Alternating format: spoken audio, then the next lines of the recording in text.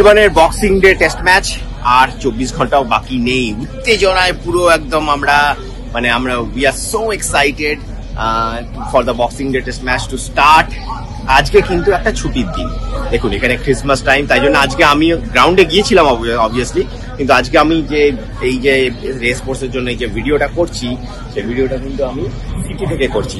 আমরা সবসময় গ্রাউন্ড দেখিয়েও তো এক মনোটনাস হয়ে যায়, মাঝে মাঝে সিটিটা দেখানো দরকার। আর দেখুন আমার পেছনে ট্রাম, কলকাতার লোকজনকে ট্রাম সম্পর্কে যদি আমাকে দেখাতে হয়, কিন্তু অবভিয়াসলি এখানকার সিস্টেম অনেক বেশি উন্নত ট্রামের। Tram is an heart and soul of the Melbourne public transport, আর সব জায়গা ওয়েল কানেক্টেড ট্রাম দিয়ে। তো যাই হোক, ম্যাচের কথায় ফিরি।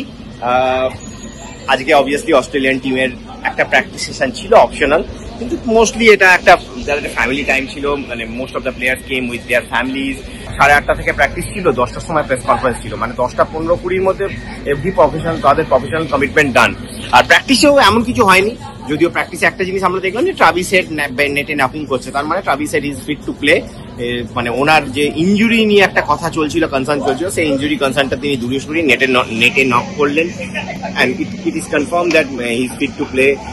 Pat Cummins এর press conference nothing significant at all, typical Pat Cummins press conference. কিছু তিনি কোনো হেডলাইন দেন না, উনি নর্মাল কথা বলে গেলেন। ভারতীয় দলের ফর্ম ব্যাটারদের অফ ফর্ম নিয়ে জিজ্ঞেস করা হলো, তাকে রোহিত শর্মার অ্যাজ এ ক্যাপ্টেন্সি নিয়ে জিজ্ঞেস করা হলো, কোনো স্পাইসি অ্যান্সার কিন্তু তিনি দিলেন না।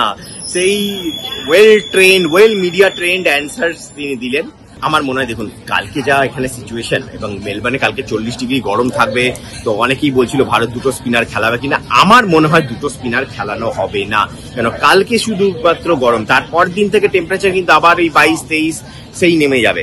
সুতরাং আমার মনে হয় না কালকের দিনটা বাদ দিলে বাকি দিনে, আর ডে 3তে হালকা বৃষ্টিও আছে, তো উইকেটে যথেষ্ট ঘাস দেখলাম আমি, আজকেও ঘাস ছিল উইকেটে, তো 6 mm মতো যদি ঘাস থাকে, আমার মনে হয় না দুটো স্পিনারকে খেলানোর কোনো দরকার আছে। এখানে নীতিশ রেড্ডি খেলবেন, তিনি অ্যাজ এ ফোর্থ সিমার খেলবেন।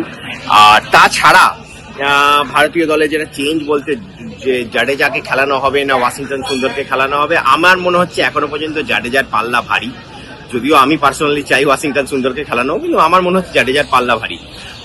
অস্ট্রেলিয়ার তরফ থেকে তো অবভিয়াসলি স্যাম যে তাদের যে ওপেনার স্যাম কোয়েসল, তিনি ডেবিউ করবেন।